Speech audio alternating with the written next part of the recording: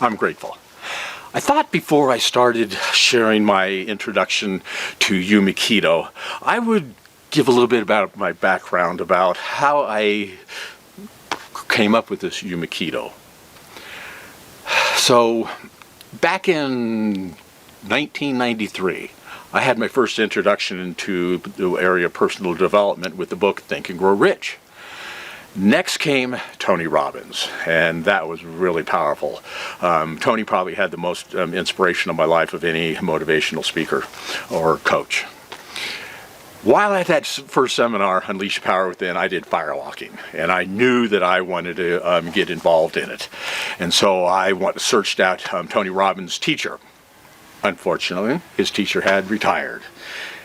2 years later, I get an email from his teacher. I hadn't signed up for anything through him. I just get an email saying he's doing one more training in Florida. I happen to be living in Sacramento, California, but I said, so what? I'm going. So I flew to Florida, and in the swamps of Florida, I spent a week learning to become a firewalk instructor. While I was there, I met a woman who was also from Sacramento, and she was going through Reiki training. And all she really said about it was energy training, how to use energy. And okay, I don't know why, even though I was going through firewalk training, for some reason it didn't resonate with me. A few years later, I go through training for neuro-linguistic programming. Neuro-linguistic programming is understanding how the brain works, how if you want to be successful, model someone successful. It's an amazing program. I went through that and I became a trainer in neuro-linguistic programming. Now fast forward to 2013. I'm down in Las Vegas. I'm staying with a friend of mine, and I come in one evening, and he and his girlfriend were on the couch, and they were talking about Reiki. And my friend, he had gone through the training, and hearing him and remembering what happened back in my firewalk training, I said to myself, I want to learn Reiki, but I don't want to pay for it. I want to barter it. And I said it in my mind, and I remember clearly, it was just with such conviction. It was just like I knew it was going to happen. That evening, I had a dream. What was interesting is at the time, I had been through a divorce, and I was trying to get back on my feet, and I felt like I was struggling. So in my dream, I was running away, and everything was falling away from me. And in my dream, my cell phone rings. I look at it, and the batteries are about dead. And so I answer it, and there was a woman, and she said, "Come this way, I have your way out." And it startled me and woke me up. Just so happened it was time for me to wake up anyways. So I went out into the kitchen, and as I was going there, I passed by the living room, and my roommate's girlfriend was there, and she looked up to me and she says, "Hey, somebody needs some help with social media." I happened to be doing social media marketing at the time, and I said, "Yeah, sure, I'd love to help out." Went out, made my coffee, came back, and I said, "By the way, who is this?" And she goes, "It's a lady who teaches Reiki, and she wants to barter." My mouth dropped open. I gave the woman a call, got her answering machine. It was the exact same voice as I heard on the phone. And what's fascinating is the woman in my dream and on the phone both had a Russian accent. So something was going on there. When I went over to her house to talk to her about this, I went into the door and I had to do a stop. You see, my early years was raised as a Christian. So anything outside of what God created or God does was looked at as evil of the devil. So when I walked into her place, here are crystals and posters with signs on them and pendulums and all sorts of stuff which most Christians would look at and think were evil. I instantly looked at that and I said, you know what? I'm going to get rid of all my skeptical thinking, and I'm just going to go in here with a clear mind and let's see what happens. What happened was pretty amazing. This woman took me under her arm. She became my sensei. I became her prodigy, and I was over her house probably 3 to 4 times a week, helping her with workshops, helping her with Reiki sessions. She would do weekly Reiki sessions for the public. I would help her with just anything and everything. We would spend hours and hours talking.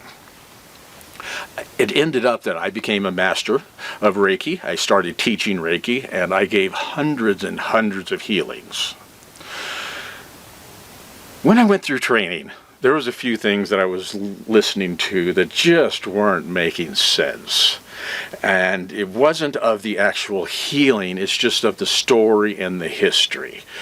And that just got me questioning. Not doubting, just questioning. And so after I left Las Vegas a few years later, I started really looking into it. And what I found was actually more fascinating than the story that I was told of what the history was. Add along that with what I saw in our weekly sessions and when we did trainings. What I was seeing and really brought stuff to attention is I was getting amazing results with people. When I would do a healing, people would come out feeling amazing. They would thank me. People would be breaking down in tears. Yet I'd look around the room at the other, not all of them, but some of the other practitioners, and I would notice that week after week, some of these that would come to also do healings, they weren't getting results. You could just see the interaction between the two people was totally different. You know, they would do the healing and the person would just turn around, oh, thank you. They didn't have a connection. Whereas with the person that I would work with, I'd ask their name, I'd find out more about them, I would let them know I'm there for them, and I really put my energy into them because I wanted the best for them. That's when I started thinking, wait a minute, maybe most of this energy is not just flowing through me, because it should be working the same with everyone in the room. Maybe it has to do with the connection between me and that person. And that's when I came up with this idea of Youmekido. You, me, and ki, which in Japanese is energy. Also Reiki. Rei is supposed to mean spiritual, divine, ki energy. What I also found out, which is fascinating, and I'll talk about this later, is Dr. Yusui at age 12 got really heavy into the martial arts and joined a dojo. When you walk into a dojo and you do the bow to the room or to your teacher, that bow is called a ki, or a rei, excuse me, it's a rei. And it's an equal bow. You bow to your teacher and you both evenly bow. It means we are equal. And I got to thinking, wait a minute, maybe it's not supposed to be spiritual, maybe it's supposed to be equal energy. And so that brought me to Youmekido. And from that, I realized I got to come up with a practice of something that is so much easier for Reiki, for healing myself, for staying in this positive energy. And that's what I came up with, Youmekido. So that's a quick little history about how I got into this. I'm sure I'll be sharing more about it, especially the history and some of the things I found out.